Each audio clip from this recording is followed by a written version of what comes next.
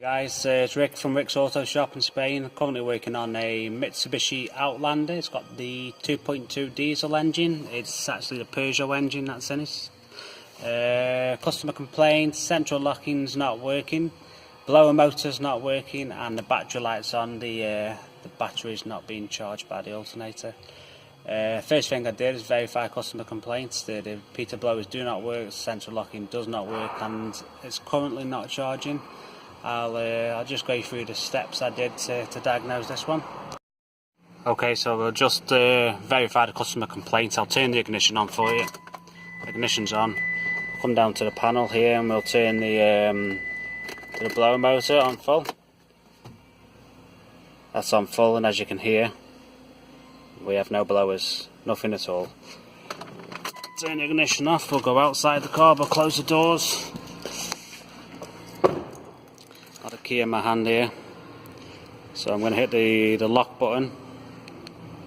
The lock, as you saw, the side repeaters flickered then. Unlock, you see it again, but we've got no door lock actuation. The actual actuator here inside the door is not opening and closing on any of the doors. There's no power to them at all. So we can see the central locking ECU is actually receiving the signal, but no door lock actuation. So then what we'll do is we'll come around to the battery. I'll just show you what checks I made. Here's the battery here. I put my multimeter across the battery. The engine was running and we had 11 volts. The alternator was not charging this vehicle at all. I then left my multimeter, the black lead of my multimeter, onto the ground cable here, and then here's the battery, here's the alternator post there. I put my positive lead, and I actually had half a volt where I should be reading the same as what I was reading on the battery, so that's not good.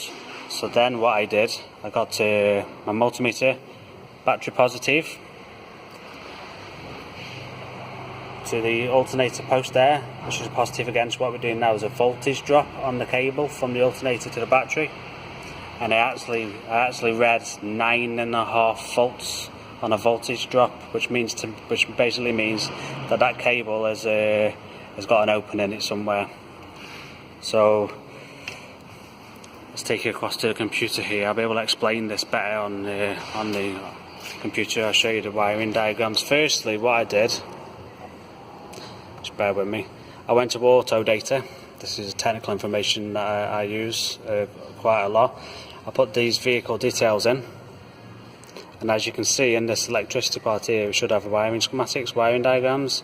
It doesn't list any wiring diagrams for this vehicle. So then I moved across to all data. I'll just log in, just bear with me 1 second.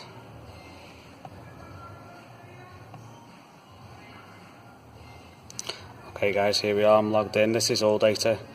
So basically this Mitsubishi is not listed on all data, but all this Mitsubishi is a Peugeot 4007 with a Mitsubishi badge on. So I loaded up Peugeot, we'll check the list here.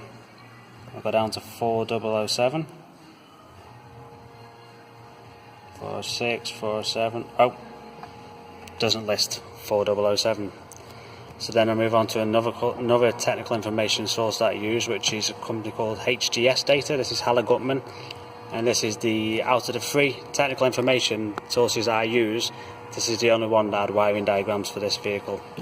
And this is so much cheaper than all data and so much cheaper than auto data, and it's absolutely fantastic information. Some really good information available on this. What I'll do is, firstly I'll go to starting and charging. I've got a wiring diagram for that, just bear with me 1 moment.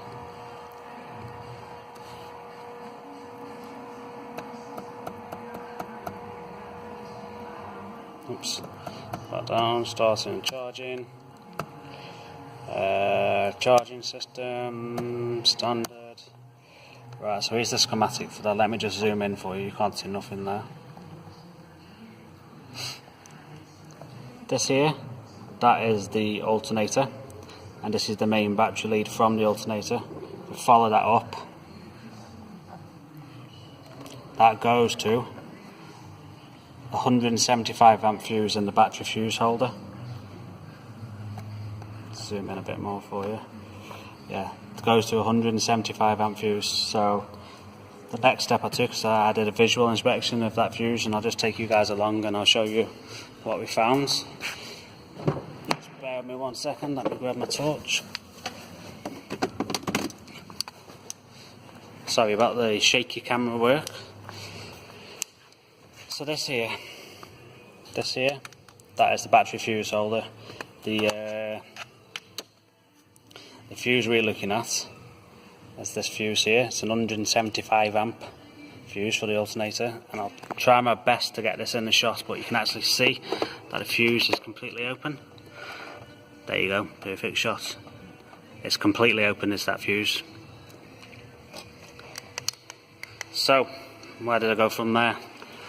And back to the computer. The other issues this vehicle's having was the heater blower was not working, and the central locking. So I'll now just pull a diagram up for the heater blower.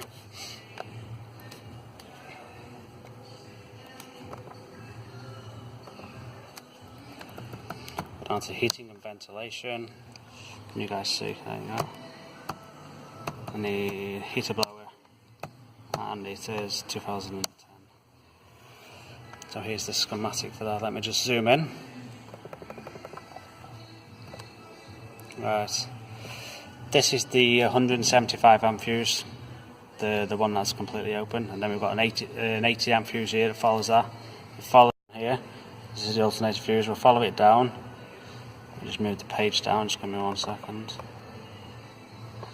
Yeah, follow it down. It comes to here. Comes to this fuse here. This is a 30 amp fuse in the inside the cabin. The fuse holder inside the car. That gives power to this relay here, which is the blower motor relay. So what I did, I'm not going to show you this because I can't get it in the shot, it's too awkward. I got a test light and I checked for power. I checked for power on both pins of this fuse. I removed the fuse, checked for power, nothing. Put the fuse back in, checked for power, nothing. So we're clearly not getting power to the blower motor relay, hence the blower motors are not working. If you see, this fuse is open, comes to this, so we're not going to get power at all down to there. What I'll do now is I'll find the schematic for the central locking system. Central door locking, remote control. I'll zoom in on that so you guys can see what I'm doing. Okay, so these are the 3 relays. You've got locking, unlocking, and the relay for the boots, unlocking of the boots. That's your central locking system relay there, and then that one there is your unlocking relay. So if we follow this up here, again, gets its power from here.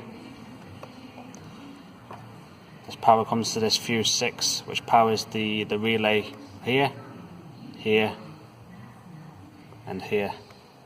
Again, I got my test light and I checked for power on both of these pins here, and we have no power, hence why the central locking is not working.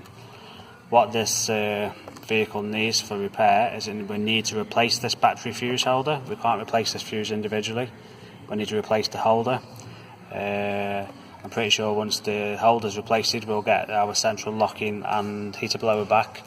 I'm not convinced the alternator is going to be charging. I suspect it's also going to need an alternator. But we'll get this replaced and we'll get back. I bet you guys are wondering, how did this 175 amp fuse blow from this alternator? Let's put you down here. Let me just turn my flashlight on. Just give me 1 second. You see there's your alternator. That there is your alternator post. What have we got here? That there is a brand spanking new oil cooler.